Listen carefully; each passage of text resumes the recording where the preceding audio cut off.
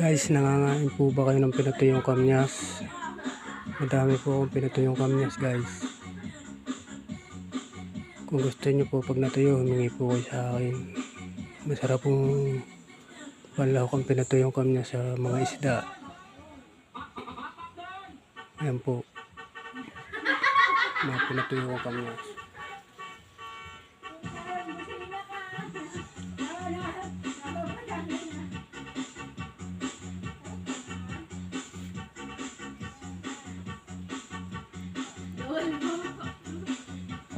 Masarap po yan sa pinatuyong isda.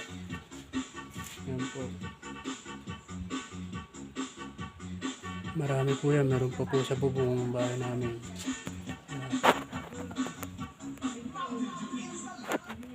Yan, may nakalawit na taling yan. Mga pinatuyo ko po yung kamyas. Kung gusto niyo po, umingi po kayo sa akin. Pag natuyo, bibigyan ko kayo. Yan.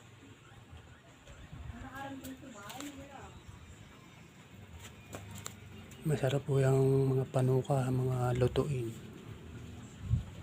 gulay at isda.